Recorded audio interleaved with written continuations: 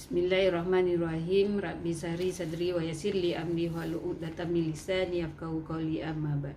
Assalamualaikum warahmatullahi taala wabarakatuh. Alhamdulillah, sekali lagi kita dipertemukan pada hari ini. Kita bertemu pada hari ini kerana-Mu ya Allah. Kita bertemu untuk menimba ilmu. Kami memohon inayah dan taufik-Mu, kurniakanlah kesejahteraan dan juga kebahagiaan kepada kami. Bukakanlah hati-hati kami, lapangkanlah dada kami supaya kami dapat mengisi ilmu dan pengetahuan yang berguna untuk agama, bangsa dan juga tanah air. Jadi episod pada kali ini saya ingin membawa anda semua kepada modul keluarga sakinah, iaitu modul 7, iaitu Alam Dewasa 21 tahun hingga 40 tahun di dalam buku MKS, Yayasan Pembangunan Keluarga Darul Ta'zim. Jadi modul ke-7 ni ialah Alam Dewasa yang membawa program yang kedua, iaitu kerohanian. Dan objektif bagi program kerohanian ni adalah untuk memberikan pengajaran kepada setiap individu bahawa syariat ini amat penting untuk mengukuhkan jati diri sebagai umat Islam yang beriman, dan juga keduanya adalah untuk memberi pengetahuan tentang kepentingan aspek kerohanian kepada setiap individu untuk menjadikan Muslim yang bertakwa kepada Allah Subhanahu Wa Taala. Jadi dalam modul ini terdapat 10 aktiviti yang perlu diterangkan dalam kerohanian ni, dan yang pertamanya adalah penghayatan jati diri. Jati diri yang penting dan yang paling ampuh ialah ketahanan jiwa yang berpaksikan kekuatan iman dan juga takwa. Jadi kisah-kisah teladan yang boleh membangkitkan penghayatan jati diri individu Muslim seperti kisah Nabi Allah Yusuf, Ashabul Kahfi, Khalid Al-Walid, Ummu Atiyah, Ummu Sulaiman, Umairah binti Ka'bah, dan lain-lain lagi lah. Dan keduanya pengukuhan akidah. Jadi dalam usia meningkat dewasa ni, pengukuhan akidah tu amat penting kerana ianya menjadi benteng yang teguh bagi diri, keluarga, masyarakat, bangsa dan negara dalam menghadapi segala pengaruh negatif dan kefahaman yang menyeleweng. Jadi bagaimana cara-caranya? Cara-caranya adalah dengan beriman kepada Allah Subhanahu Wa Taala, kemudian beriman kepada malaikat, kemudian beriman kepada hari kiamat. Dan bagaimana cara-cara mengukuhkan akidah pula? Yang pertama, mengikuti kelas-kelas pengajian di masjid dan surau, dan yang kedua, mengikuti kelas-kelas pengajian formal atau yang tidak formal. Dan yang ketiga, menyertai seminar, bengkel, dialog dengan para ilmuwan. Kemudian yang keempat adalah mengikuti rancangan-rancangan TV yang berkaitan dengan forum Islam, halakah dan sebagainya. Kemudian untuk mengukuhkan kefahaman yang berlandaskan kepada Al-Quran, yang pertama, membaca Al-Quran beserta terjemahan. Yang kedua, mendalami ilmu tajwid Al-Quran tu. Dan yang ketiga, menjadikan Al-Quran sebagai rujukan hidup. Kemudian menjadikan aktiviti menghafaz Al-Quran.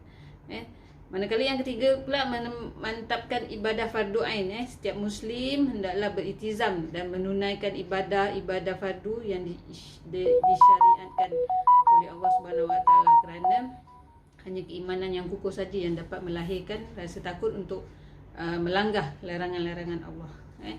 Jadi yang keempat, menghayati amalan fardu kifayah. Mengamalkan amalan fardu kifayah dalam hidup seorang Muslim tu merupakan satu kewajipan yang membawa kepada kebahagiaan dan juga keberkatan hidup dan mendapat ganjaran pahala di hari akhirat. Apakah fardu kifayah dalam kehidupan harian kita? Yang pertamanya, menuntut ilmu yang benar. Kemudian yang keduanya, melakukan kegiatan ekonomi dan perniagaan dalam perubatan, dalam pertanian, dalam sains dan teknologi, dalam sains sosial dan masyarakat, pengurusan pentadbiran dan segala aktiviti berhubung kait dengan kehidupan ummah seperti pengurusan jenazah dan sebagainya.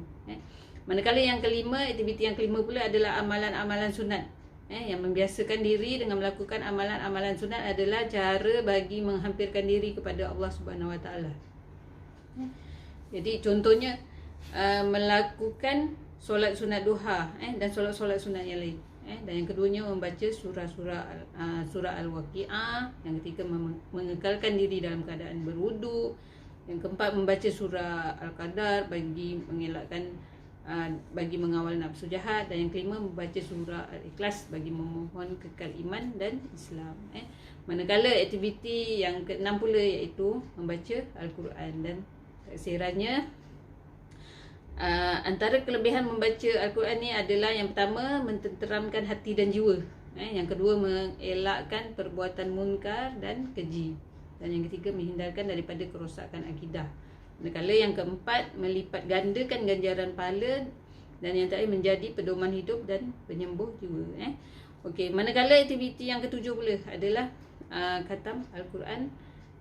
Okey, bagi mendapatkan rahmat dan keberkatan hidup ni, kita diperuntukkan masa untuk membaca Al-Quran setiap hari dan dikhatamkan.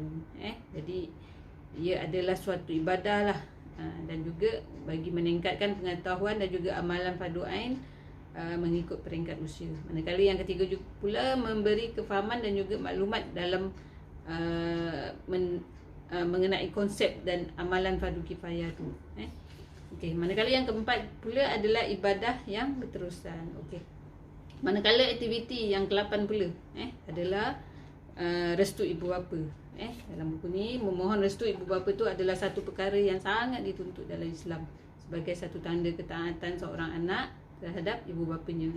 Sebaik-baiknya seorang anak tu mencium tangan kedua ibu bapanya setiap kali ketika bersalam bagi mendapatkan rahmat. Dia ada 5 perkara yang boleh mendapatkan rahmat ni. Yang pertama, melihat Kaabah. Yang kedua, melihat muka kedua ibu bapa kita. Yang ketiga, melihat Al-Quran. Yang keempat, melihat ulama, dan yang kelima, melihat alam ciptaan Allah Subhanahu Wa Taala. Dan akhlak juga hendaklah dijaga bagi meningkatkan dan menjaga hubungan baik dengan ibu bapa, adik-beradik, saudara mara, anak yatim, fakir miskin, jiran tetangga, sesama manusia dan sesama makhluk. Okey, manakala aktiviti yang ke-9 pula adalah halaqah muhasabah.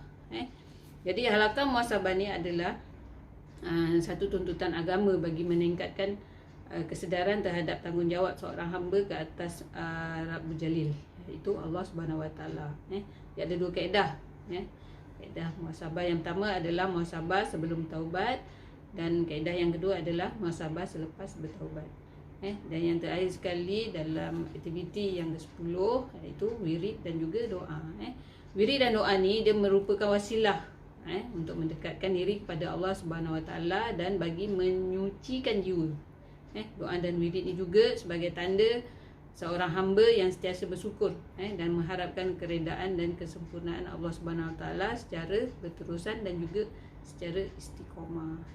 Jadi itulah saja yang dapat saya kongsikan pada modul kali ini, dan saya harap modul kerohanian ni dapat memberikan manfaat kepada sesiapa jua yang mendengar atau membaca dan juga menjadikannya sebagai rujukan di dalam penghidupan.